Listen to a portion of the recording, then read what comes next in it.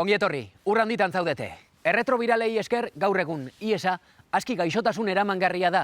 Eguneroko bizitza apenas kaltetzen duena, duela 30 urte gaixoek sufritzen zutenarekin alderatuzkero.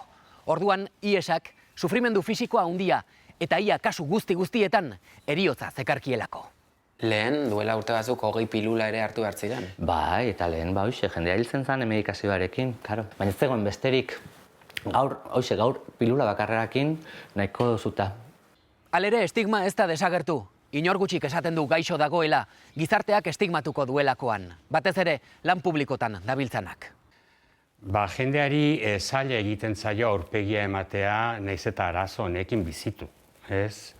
Izugarrizko estigma bat dago gai honen inguruan, eta jendeak ez du publikoki azaldu nahi. Lehenetarikoak gaixo egoteaz publikoki hitz egiten, gehi komunitateko lagunak izan ziren, duela 30 urte. Eta gaur egun ere, antzeko zerbait gertatzen da. Ondo dakigunez, IESa heterosexualen artean ere, noski berdin zabaldu izan den arren, sexu arrisku praktiken ondorioz. Gure gaurko saioan baina ezin izan dugu, ez emakumeren, ez eta heterosexual gisa ageri den inoren testigantzarik bildu ahal. IESak oraindik eragiten duen estigmaren oso beldur, bizi baitira gehienak. Esan bezala, gaixotasun ondo eramangarria ez ezik, nekez transmititzen den arren, beti ere, gero eta hobeak diren erretrobiralen bitartez gaixoa tratatuz gero. Lasai, zu bezalako pertsona bat naiz. Ikutzen zaitu danean ez zaizu ezer gertatuko. Nerekin sexu erlazioak izan aldituzu, lasai. Kondoia jartzen eta bai, lasai, ez da ezer gertatzen gauzak. Aldatu dira pilo, ez naiz ontaz hilingo ongietorri nire bizitzara, ez da ezer gertatzen, ez dakit. Ezagutu nahi duzue zertan den IESa 21. mendeko 2. hamarkadara sartzera goazela? Zertan gaixoen bizimodua? Zertan beste norbaiti transmititzeko duten aukera handi ala txiki ez? Zatozte gurekin giza inmuno eskasiaren urra hundietara.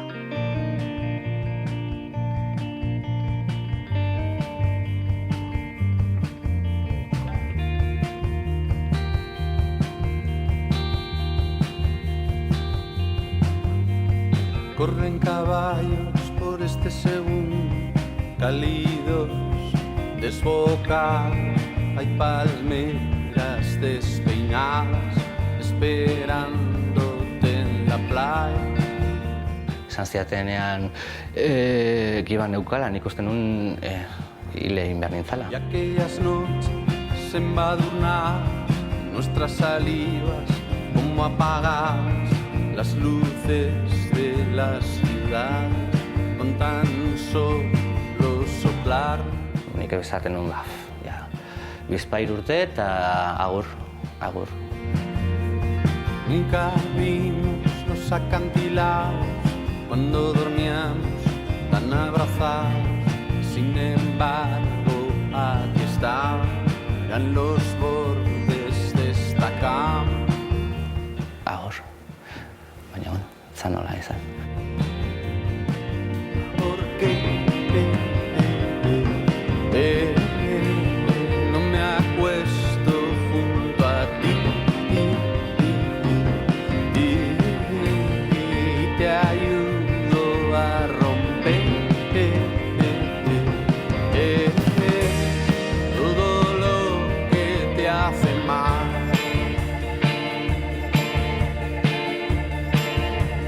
Y hacer del sol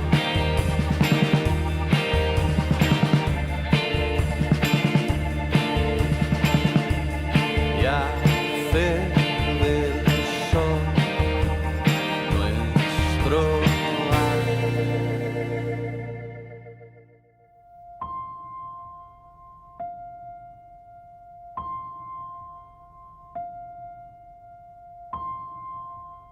Hona hemen aurpegia erakutsi duen gaurko protagonista nagusia.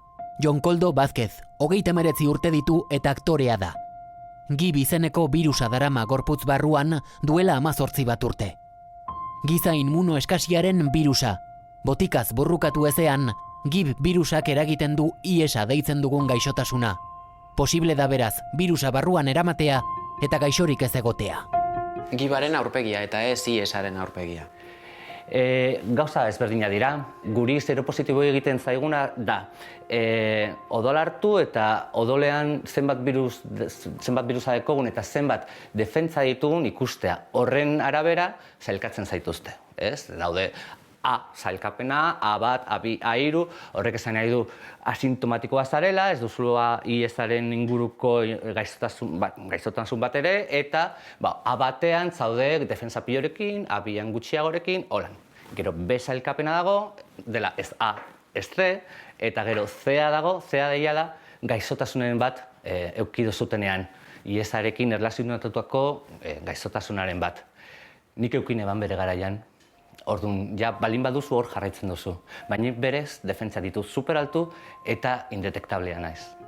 Jon Koldo orduan C kategorian dago inoiz gaixorik egon zelako IESari lotzen zaion sintomatologiaz. Baina botikaz tratatu ostean sendatu egin zen, eta orain GIB birusaren eramailea da bai, naiz eta kopuru antzema ezinean.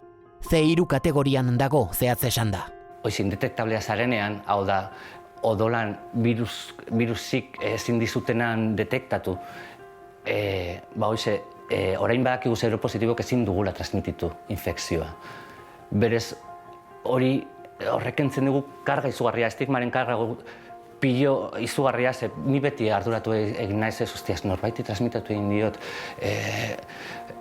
ze putada ez, eta orain badakigu gu ezin dugula, orduan, eta garrantzitsuna honetan zera da, zuk inoiz euki baldin badituzu erlazioak kondoire gabe, dena, egin behar dituzu probak, ze ez dakinak da transmititzen duena. Bilbon jaioarren Santurtzin ezia dugu Jon Koldo, txikitan izan zuen IESaren berri. Ni behitu, naz Gabiezez auzokoa Santurtzin, Bilbon jaio nintzen, baina bertan bizi. Eta bertan nik ikusten nituen jonkiak, eskorptukoak ziren, por cierto, baina jonkiak ziren, eta hor hiltzen ziren, eta nik hori da ikusten nebana, ikusten nituen horko nire auzoko jonkiak iez askota hiltzen. Karo, hori zan neukana buruan, eta nik uste dut oraindik hori da jendea deukona burua.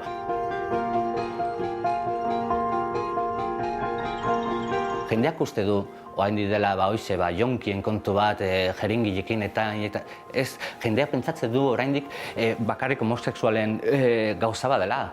Eta ez dela. Benetan. Baina jendeak orain ez du erlazionatzen eriotzarekin. Hombre, espero ez dakit. Ez dakit, egia esan ez dakit, Ez duz hitz egiten gaiari buruz jendearekin? Nik, pillo hitz egiten dut, baina gertatzen zaidan bakoitzean behitu atzo, nire teknikariari esan nion. Batean, bihar uranditako etorriko diez, ez da zer, eta, ez denekin seropositiboa nintzenik, eta bera aurpegia esan de, ostia, eta ondo zaude. Oraindik jendeak hori, ikara dio. Ondo dago preokupazio hori, nahi baduzu, baina beste garai batean gaude. Seropositibok tratatzen garenok ondo gaude. Da egunean pastilla bat hartzea.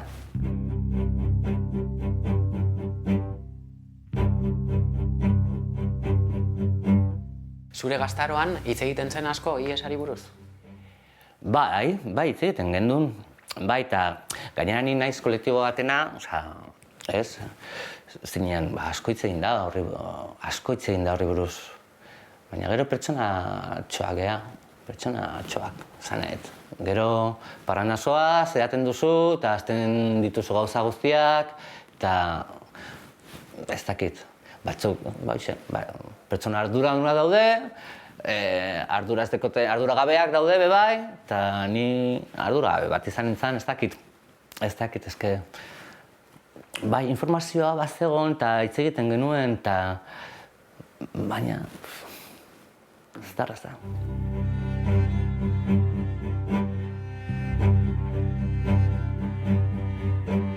Eta zu nola konturatu zinen gauzak ez zeudela ondo?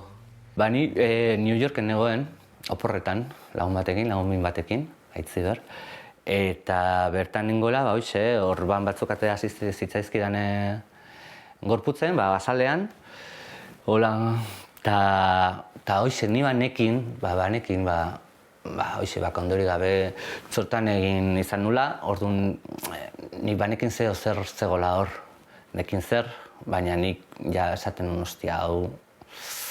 Bueno, bai pentsatu nun, agian klimaren kontu bat izango da, hemen Nueva Yorken beste. Eta ez, voltatu nintzen eta probak egin nituen. Eta hoxe, ez zen bakarrik giba izan zen bebai sifilis bat. Ze batzutan ez, askotan elkarrekin doaz. Esan duzu berehala eriotzean pentsatu zenuela. Beitu, medikoak esan zidanean nik ez nuen ezertan bertzetan, ez nuen ez da entzuten zer esaten zian, ari zian. Nire buruan bakarrik zegoen, baina ze hostia egin duzu, Jon Koldo. Ze hostia egin duzu, nola posible momentu honetan hemen egotea hau entzuten. Nola izan alzea hain eroa, nola, hain azkarra zea, hainbeste informazioa dekozuta, nola zaude hemen, tipo ni entzuten, seropositiboa zarela esaten. Ez nion, benetan, ez dut goratzen, zer esaten zian, ideia ipez, ez dakit, ideia ipez. Ni nengoen hostia, tio, ze demontre egin duzu, ze hostia egin duzu. Ja, hasti nintzen hor, errua botatzen, nire burari errua botatzen. Errua botatzen, ze hostia, ze eskleloa zea, ze zure bizitza ja, pikutara biali duzu. Hori nengoen pentsatzen. Orduan lehenengo momentuan errudun sentimendua nagusitzen. Bai, nagusi. Bai, gero atera nintzen hortik, gainera, hoxe, leloa izan nintzen, esan edo, leloa, nik esan gurutzetako ospitalea jo nintzen, eta esan nien, egun zehatz horretan nahi nula proban emaitzak jakitea, ze arratzalde horretan neukan funtzioa bertan gurutzetako kulturetxean, eta esan nun, goizean juten nahi zona, eta gero arratzaldean lanera.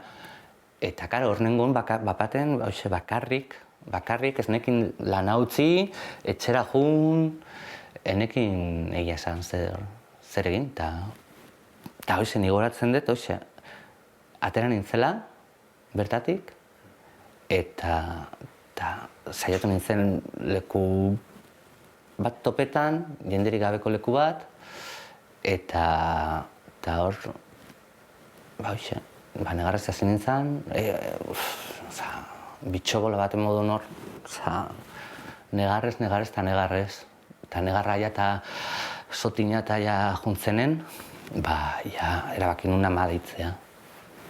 Eta, kriston erantzun eukin eban, aman gandik.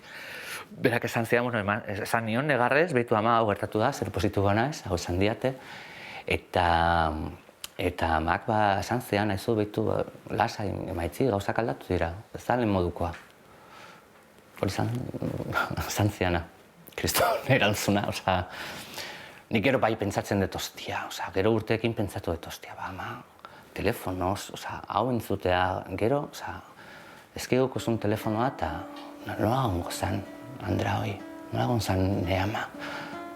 Baina, berena egin zuen, oso lanuna. Iaz betea zilegi balitz, nun bai balego bakea, ni ez nintzake txertzeko lore dien maitalea. Ni ez nintzake oinazearen menpeko miserablea, oiuzekenen destinatzaile txipenaren semea. Elizan egiten ditugun urteroko udako kanpaina eta prebentzio kanpaina horien barruan ere, akordatzen aiz oso ondo lehena eta urten ja hogeita bat garrenean egongo gera, 21 urte udako prebentzio kanpainak sortzen, egiten eta zabaltzen, ez? Arribeltze elkarteak 24 urte daramatza lanean eta ni sortzailetako bat naiz. Nik ezagutzen nun Arribeltza, ezagutzen nun, eta banakin existitzen zala elkarte hau, banakin lan handieten zula. Nik seituan erabaki nun etortzea, astebetean hemen nintzen. Bai, nik uste dut referentzi importantea dela ez Oiartzunen bakarra. Gipuzkoa mailan esango nukenik eta... eta ez baldin badago jendea horrei buruz hitz egiten duena, bere kasuak aurkezten dituenak, ez da existitzen. Eta honea etortzen den jendeak errealitate horri buruz hitz egiten du. Eta esaten du, giba dutela esateagatik, lanetik bota dutela, edo hitz egitea utzi diotela, edo ez dakizten niko 1000 aldiz entzun dut. Ni ez nintzake inorentzako eskandaluzko kaltea, lurotz batetan aldatutako landare sustraigabea. Ni guatzenaz, Aino Arteta etorri zenua, eta zu ospitalian zinen hartaz guatzenaz. Lehena. Eta ni ingresatuta. Eta zu ingresatu. Eta kontzertua bukatu ondoren, bera eta bere senarra, hemen Elizan eman zizkioten loreekin, bisitan joan zitzaizkidan ospitalea. Eta pekatua, eta zerbait egingo zuen, eta guzti horredanak, 80. hamarkada horretan sortu ziren estigma, jarraitzen du izugarrizko pisua izaten. Gazteleraz, putas, jonkis y maricones. Hoi askotan entzun dugu, orduan, hoi hor dago. Gibdun batek aurre ikusten dugu arazoak emango dizkigula. Edo auskalo ze bizitza mota izan duen pertsona horrek. Iez ederra zilegi balitz, urra albaledikatea, ni ez nintzake ontzigabeko itxaz gizona algea. Zer gertatuko da nerekin, nere bizitzarekin, nori kontatuko diot, nork maitatuko nau, nola ikusiko naute besteak ni, guzti hori dana berdin errepikatzen da gaur egongo Gibduren buruen baitan normalean behintzat. Behintzat hori da guri azaltzen digutena, ez?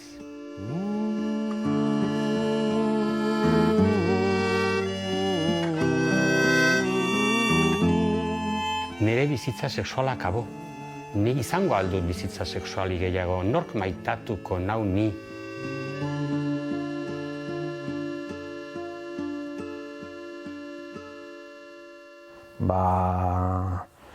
Etxean zaudela eta labanakin mozten dezula konturatu gabe, eta orduri jartze zehala, eta ordu norbaitek esan bertzaitu, odol hori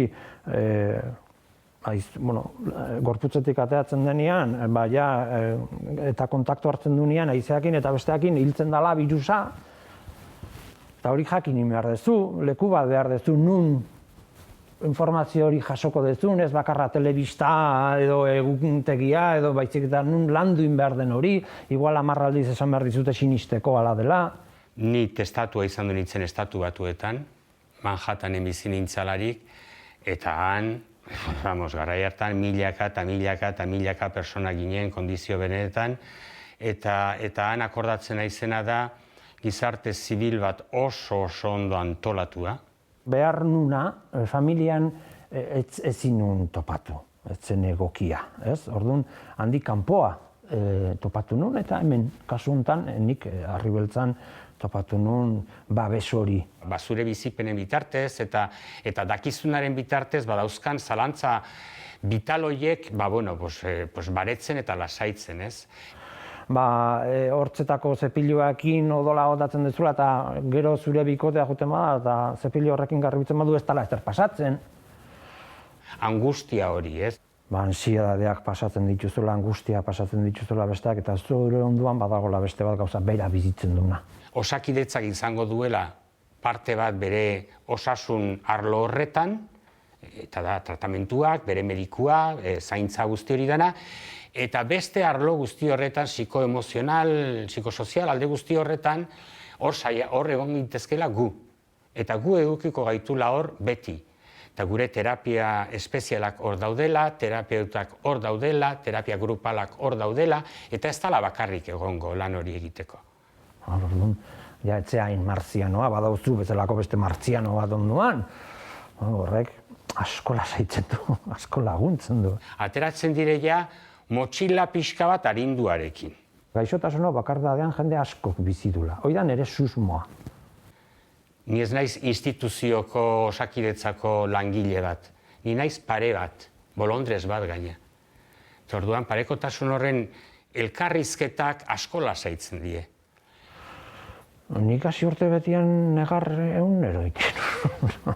Orduan, Eta orduan, alde batetik Osakidetza edukiko dute hor berein bizitzan, betirako gaina, zean hau sinedieko harreman batetan bihurtzen da, gure medikuekin, eta bestetik Harribeltza horre egongo da. Eta Harribeltza bezala gure kasuan, beste hainbat elkarte gure erkidegoan, edo Nafarroan, edo iparraldean, Baionan.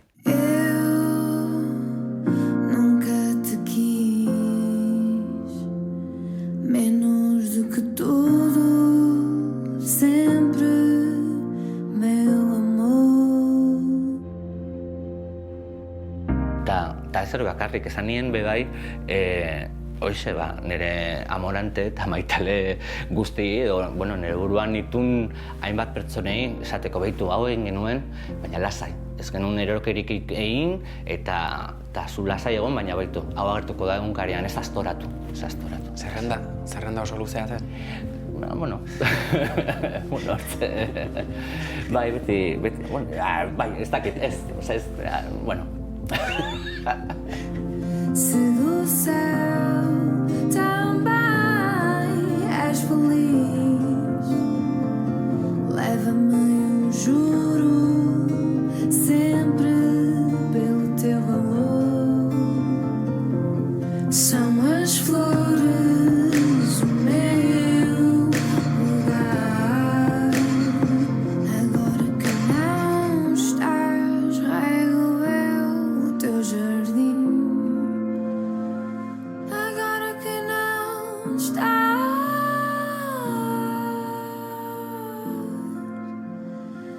agora que não estás, rego eu o teu jardim. Eta urte horietan, harreman sexualak izan zenituen, bazenukan horrelako protokolo zehatzik, bikotekideari aipatzen zenion eta neurriren bat hartzen zenuen?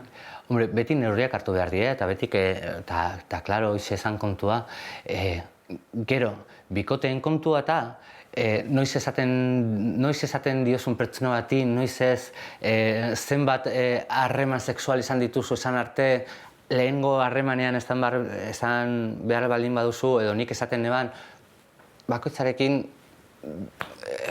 kontu ezberdin bada. Zanaet, agian pertsona horrek ez dizu konfidantza ematen esateko aizu zero positiboa naiz. Zuk ez duzu zure buruan konfidantza hori esateko, baina neurria jartzen baldin badituzu, ez da ezer esan behar. Gero, bikotekin beti esan diet, eta ez ditut hainbeste bikoterik izan, nire bizitzan. 3 bikote eduki ditut, nik pentsatzen duana bikotea izan direla. Eta bai lehenari esan nionean, bera epazekin, norbetik esan ziolako, jendeak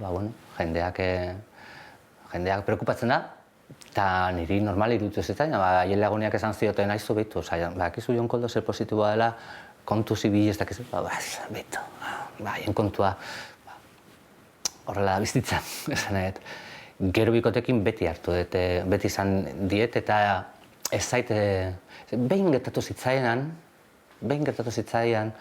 mutil batekin, bera bazekin, baina berak zeukan pizka bildurra, ez? Bera behai minbizia zeukan, oso minbizi gogorra eukizean zurretan, eta jasaintzen zegoen eta bapatean, bai eukizun beldurra, eta erabakizun moztea eta horuztea erlazioa, eta, bere kontua da, eta zer egingo diogu esan nahet.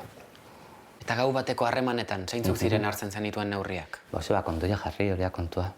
Claro, horiak kontua. Ez zenuen zertan esan behar seropositiboa naiz? Hasi nintzen, hori esaten, baina gero ja, ahaztu. Jendea bapatean, da, hau egin dezake zer egin, ezin dut egin. Eta hasi nintzen, gero ja ez. Eta zaintzen erreakzioa, gau horietan? Zero positiboa zeinala esaten zenuen gauetan? Hoize, izaten zen, ostia, eta batzutan izan daiteke lasai, sin más, batzatuan, ez dakit, ostia, te la puedo chupar? No puedo, ez dakit. dakit jarriko duzuten ez, baina... Azalpen asko eman behar dituen. Bai, azalpenak eman behar dituzu, bai. Baita da, kriston, horrela da, es un cortarrollos, es un cortarrollos, jendea batean, dago, a lo que está, ez dakit, eta karo, batean esaten baldin baduzu da, como, baina horregatik, neurriak hartzen baldin badituzu, ez duzu, zergatik esan behar.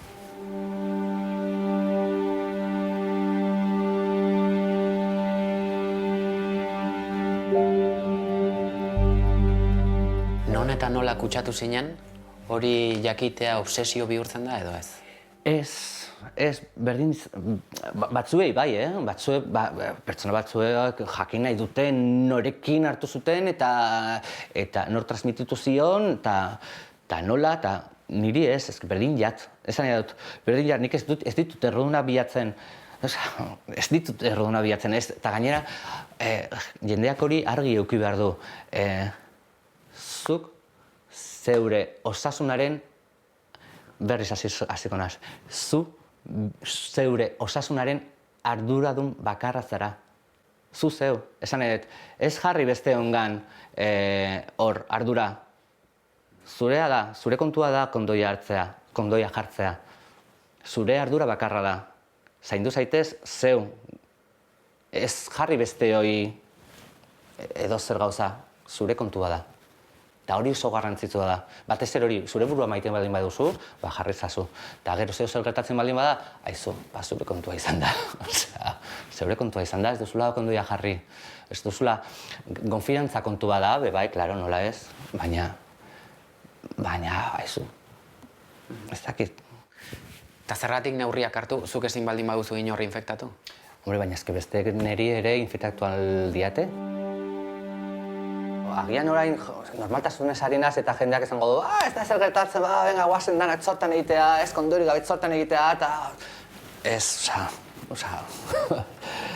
ez dakit, hori argi utzi nahi eta. Berez, sexu harremanetan ez da bakarrik giba transmititzen. Sifilia transmititzen da, gonorrea, hainbat herpes mota izugarriak, emakumea izan da, kriston puta da emakumea izatea sexu harremaneko transmisio, virusuekin eta ze posibilitate gehiago dituzte, emakumea gorputza dela eta, bakoitzaren ardura da neurria jartzea, bakoitzaren ardura. Emakumeak aipagai, gurean ez dira gaurkoan ageri badiren arren noski, gib birusaz kutsaturik diren emakumeak. Baina oraindik hain da handia estigma IESaren inguruan, non ezinezkoa izan zaigun, ez emakumerik, ez heterosexualik gurean izaterik, lehen pertsonan hitz egiteko. Jon Koldo, behin esaten dizutenean, ezin duzula inorri infektatu, askoz ere lasaiago bizi zara? Beitu egia esan, hain jebia ordekosuna, hainbat urte izan dira, errodun sentitzaren kulpa horreuki dauzula hor beti, hainbat urte izan dira, oraindik ere zaila egiten zaidala pentsatzea, ostiaz ezin diot transmititu inorri. Benetan zaila egiten zait hori pentsatzea. Sexu harremanak mutilarekin, kondoiarekin dira. Naiz eta, kondori gabe egin algenezak, baina, oraindik ere, beitu. Kondoia jartzen dugu eta ez da zer gertatzen. Naiz eta jakin da ezin dudala transmititu, zaila egiten zait. Hori kentzea burutik. Zuk egun ezin duzu inorri infektatu. Baina hasieran bai? Gaixorik egon zinen bi urteetan bai? Bai, eta beitu, eta ez da, beitu. Karga birala eukin da ja transmititzen duzu, eta karo, hasiera baten nire baneukan, eta ziurrenik, ni norbait transmitutu diot, ziurrenik. Ez dakit. Esan gabe doa noski, Jon Koldo ari zaigula, birusa barruan zeramala etzekien garaiaz. Nik enekin ezer, asola gabe bat izan nintzen, eta, horrela da. Hori bai, egin behar duzula lana hori kentzeko, klaro. Baina nik enekin ezer, eta horregatik gaur egun, beti da, jendera izaten diogu, egizu proba. ¿Quién eres tú? ¿De dónde has salido? ¿Dónde has estado todo este tiempo? Hace una noche muy perra para estar aquí fuera. Cojamos el próximo autobús. No importa la dirección, el piso o el salón, querámonos mucho. ¿Quién eres tú? ¿De dónde has salido? Josu, Iesak hainbat familia suntsitu ditu, eta zure kasua adierazgarrienetarikoa da. Bai, Iesak aita eta ama eraman zituen. bai. Zuk zenbat urte zenituenean? Aita nik 4 neuzkela eta ama 6rekin. Osa, bata besten atzetik eraman zituen. Josu Rodriguez zuekin 28 urte, Urretxu herrikoa. Duela 3 urte ETB-ko Guta Gutarrak saioan hartu zuen parte, eta bertan azaldu zuen etxean gertatutakoa. 4 eta 6 urterekin galdu zenituen. Bai. Baina orduan ez zuten esan, zerk eragin zuen euren heriotza?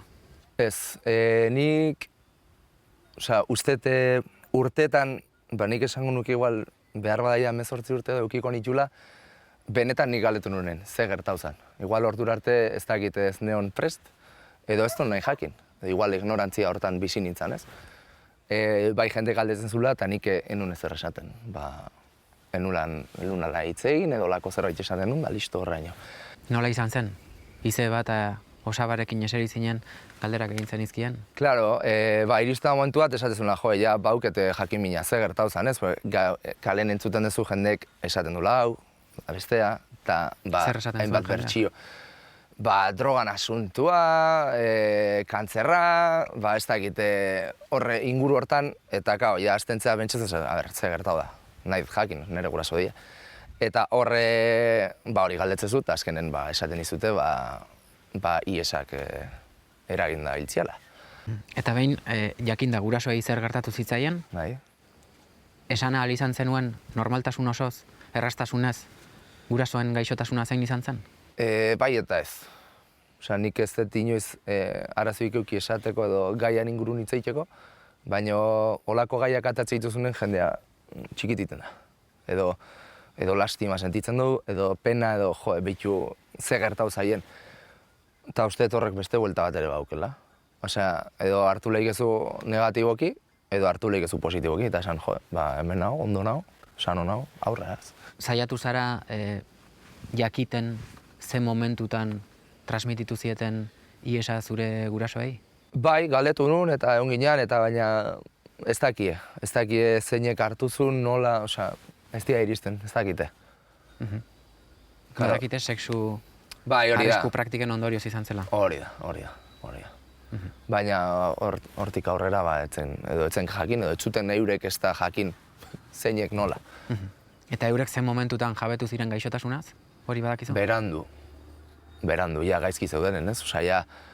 Izan zan dana oso errepentinoa, momentuz nei kontatuta hori lehenengo aita ez, eta aitana jakin bezain laster, main zizkion probak, evidentemente. Eta hori, etzan jakin. Azkeneko orduko gauza bat izan zen, horregatik ezin izan zuten buelta eman horri ez, edo etzeon erremedik. Zueik frogak egin zizkizuetan? Bai, karo. Por si acaso, porque azkenen zure kutsatuta gerta zaitezke ez, horren ondorioz, eta kasu hortan gu garbi gare, garbi genden, eta hori batzen arazo gehiagorik ez. Zurrumurru asko entzun behar izan zenituen zure inguruan? Jakin baino lehen igual bai. Baina nik uste zurrumurru ziala igual, ez da, zurrumurru txutxu-mutxuk abertze gertau zen, porque inok ez palin badu esan, baina olako gertakari bat herri txiki baten, herri txiki edo, ertain baten, nabaria da, ez da egunero pasatzen, orduan badao horre ahozagoko zerbait, esaten, ze gertauko zen, ez? Eta hori, jendek itzein ditzen du. Hau bestea, hau izango zen, beste izango zen, eta da ez jakintasuna, ez? Ezken finean. Zuk momentu batean, erabaki zenuen zurrumurru horiek isiltzeko edo, zure egia azaleratzea. Bai, bere egunen hori beste TV bateko gutarrak saioan negoela, aukera mantzi baten, gaia ingurun hitz egiteko. Eta nik erabaki nun bai hitz egitea, iruditzen delako aberasgarria dela jendearentzat, orokorren. Eta baita nahi nun, banekielako herrian drogan asuntu horrekin guraso drogatzen zian edo drogan eraginagatik gertatu zitzaiela hori eta hori guztia nahi nun pixkat ez dakit nola esan desmentitu edo esan hau ez da hola.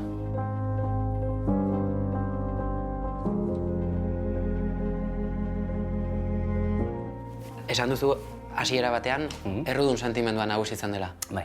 Baina gero egunerokotasuna dator, eta infekzioari aurre egin behar zaio. Bai, hor, beitu, zu medikura joan behar duzu, eta hoize tratamenduarekin hasi. Gaur egun esaten dizute, hoize, lehenik eta behin hartzeko. Ez eta defentzak oso altu euki, lehenik eta behin hartzen baldin baduzu, asko hobeto. Eta azkenik, benetan, ez dut ezberdin egiten, gainera, aktorea naiz, fisikoa lantzen dut eguneo lanen, gero ikusiko duzue, defentza ditut oso altu, oso alzuntzua naiz, erretzen dut eta eraten dut, oso alzuntzua, ernaz, baina esan nahi oso bizitza normala daramat. Eta bakarrik, ezberdintasuna da bakarrik pirula bat hartzen duela gauean. Lehen, duela urte batzuk 20 pilula ere hartu behar ziren. Bai, eta lehen, jendea hiltzen zen medikazioarekin, karo. AZT delako hori, jendeak, azkenean, jendeak hiltzen zuen, azken. Baina ez zegoen besterik, gaur pilula bakarrarekin nahiko duzuta. Nahikoa duzu pilula bakarrarekin. Ni hasieran medikazioa ez nuen hartzen, bildurra nion medikazioa hartzeari, uste nun geratuko nintzela txupatuta, hemen aterako zitzaidala, nola esaten da? Txapa, bai. Bai, las contraindikaciones eta holan izaten die oso jebiak, izaten ziren, oain ja ez hainbeste. Eta ni uste nun, gaizki egon nintzela medikazioa hartuta, orduan egon zan garai bat oso gaizki egon nintzela, defentza oso jeitzi, oso defentza gutxi eukin nitula, eta gaixo egon nintzen. Atera zitzaizkenan Tom Hansi atera zitzaizkion mantzak hor azalean, kaposi bat eukin eban. Eta zergatik hartu zenuen erabaki hori? Medikazio horik ez hartzearen erabakia? Batez ere hori bildur nintzelako, medikazio horik ez hartzea erabaki nun, bildur nintzelako, uste nun, gaina lelokeria askotan sinisten nun, nik uste nun bere garaian iesa zela, iesa barkatu, nik uste nun bere garaia gibazela asmatutako gauza bat. Dakizuenez, IESaren inguruan era guztietako teoriak sortu ziren eta jarraitzen dute sortzen. Medikuntza ofizialak dioenaz benetan haratago, oso haratago. Askotan konspirazioak oinarrian dituzten teoriak. Teoria negazionista daude esaten dutenak, giba ez dela asistitzen, dela nutrizioaren kontu bat, eta ondo zaintzen baldin bazea, eta ez zaizula zer gertatuko. Eta ni hor nengoen, nintzen du nutrizionista batea, kriston bizitza hona egiten nun, kirola, eta ez. Azkenen defentza jaitzin ziren, hor birusa zegoen hor, eta gaixotasuna harrapatu nun. Eta medikuek bitartean zer esaten zizuten? Hartzeko. Baina, karo, haiek ezin dizutu derrigortu, zure kontu bat izan behar da. Eta, azkenen, hartu nituen, eta gainera, ni sorte aukidot, sorte aukidot, eta hartu nituenetik, beti izan azin detektable. Orduan, tratamenduak hartu egin nau, ondo hartzen dute tratamendua, tratamendua oso txartu hartzen dut, askotan ahazten zait hartzea pastilla gauean, baina tratamenduanekin ondo portatzen da, eta beti ditut defentsa altu, eta beti hoxe eta virusa ez da detektatzen. Bai, ni hiltzeko zorian nengoen, ja. Tell what I felt, I was unrecognizable to myself. I saw my reflection in a window and didn't know my own face. Oh brother, are you gonna leave me wasting away on the streets of Philadelphia?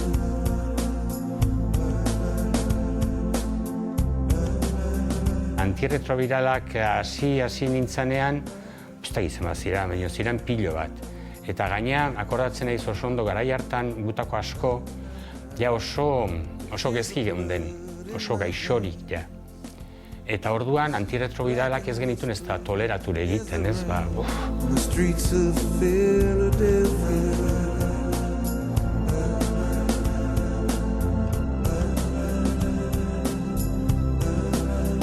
argi dago, ni eta nire momentu horretan hor geunden jende multzo horreri libratu ginenak eta salbatu ginela, antirretroviral horiek iritsi ziralako, eta kasu horietan toleratzen eta harren onura jasotzen hasi ginelako.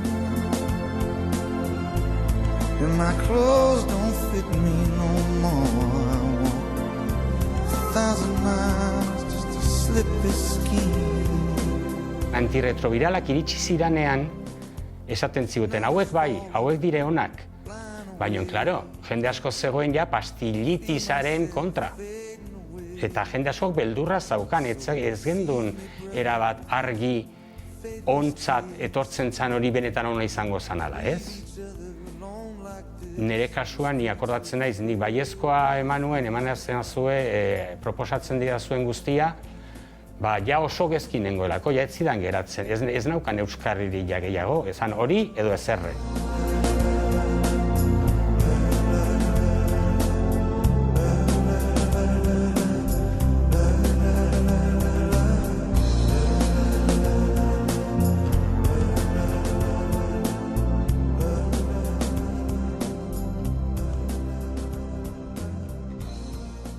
Bakizu zer den esposizio ondoko profilaxia? Ez.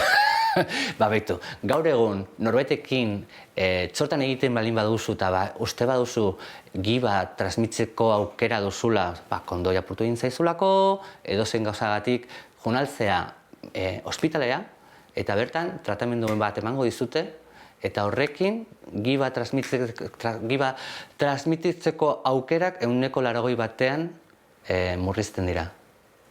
80. Edozeinek gaur egun Osakidetzan junaltzea. Hori, ezin dira pasa, 72 orduan, batean hori gertatzen baldin bazaizu, junaltzea. Jendeak ez daki hori. Jendeak ez daki gaur egun, da, nola baiteko, como la pastilla del día después, aurdun geratzeko pastilla, aurdun ez geratzeko pastilla hoi, ia gauza berdina da, baina 30 pastillekin.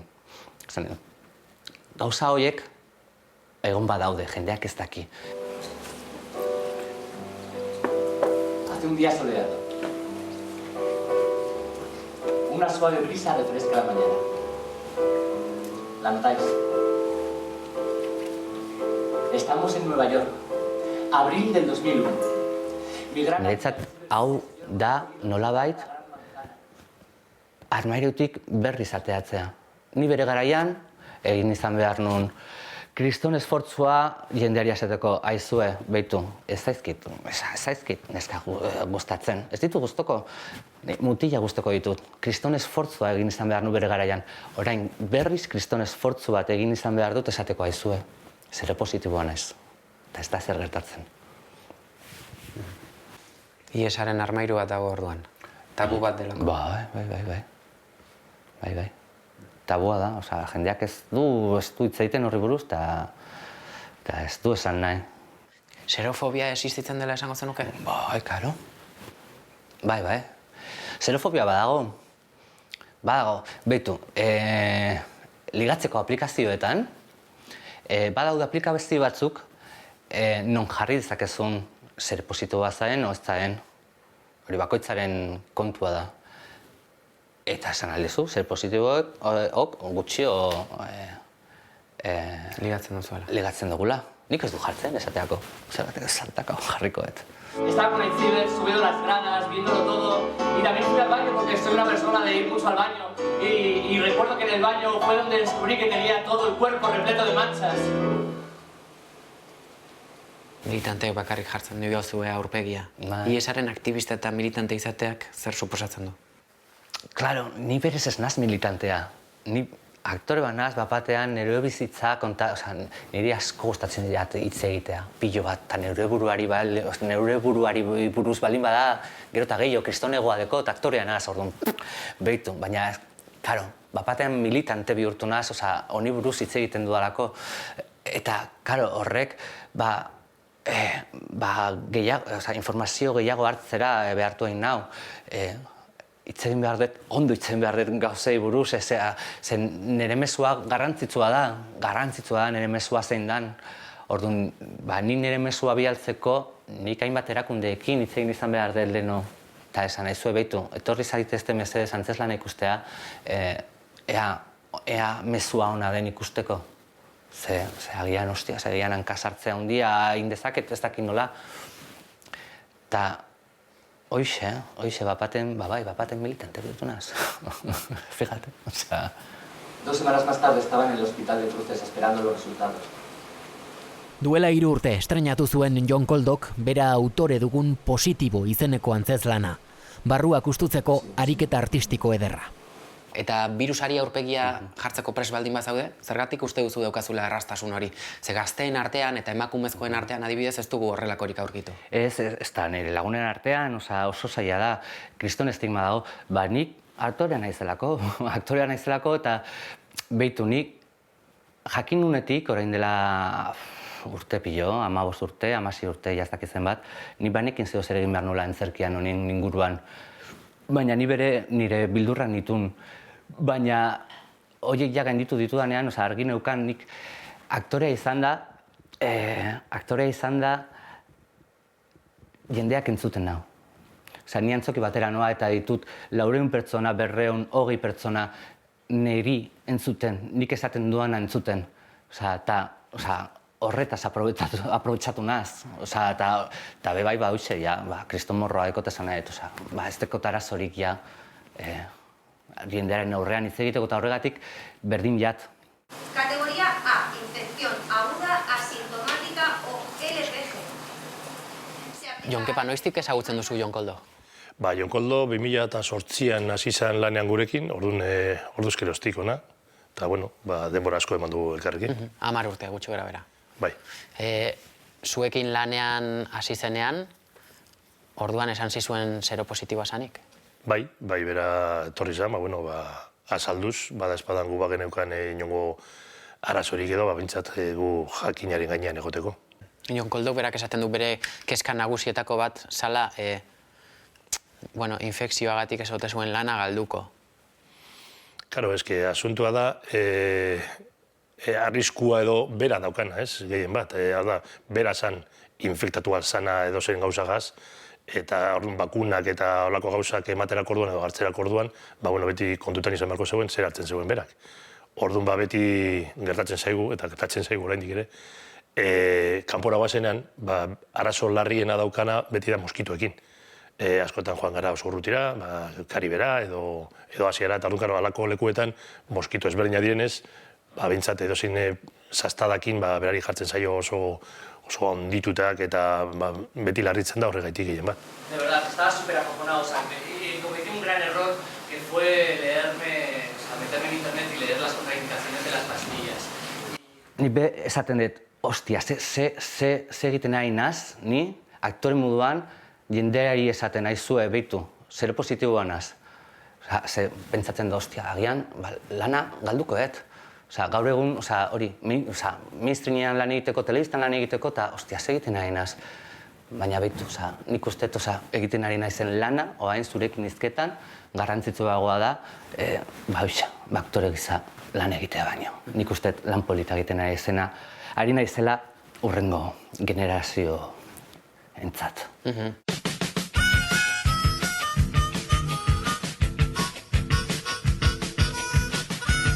Egia da, orain Googleen sartzen baldin bazea eta nire izena jartzen baldin baduzu, IESaren kontuak agertzen dira, leheno, eta ez lan kontuak. Ez dakit, joko donaz, pertsona jator eta normal bat.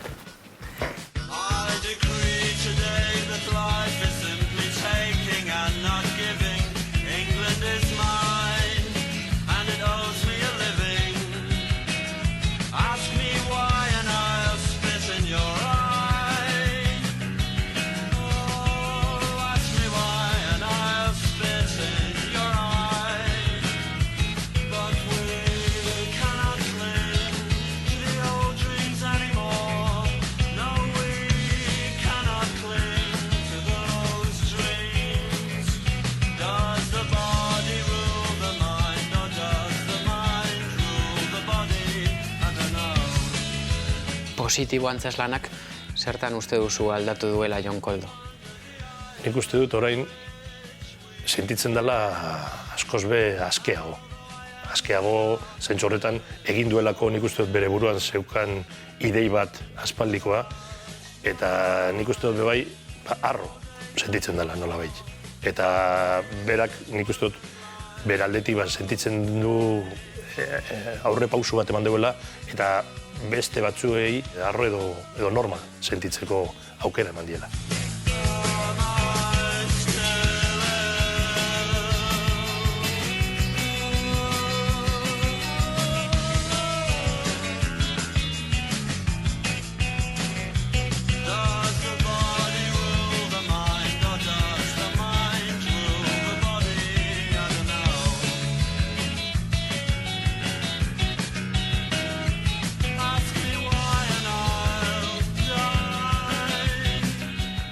Ni pertsona jatorrez inguratuta nago. Oso bizitza politza ekot, mutila ekot, aspalditik 7 urte, 8 urte daramatzat, nire bikotearekin. Familiak maite nau, nire lagunak izugarri lagunanak dira, eta besteak, bosta sola niri. Baina batez ere lanarekin nire negoen, ostia, ze ingo dut honekin.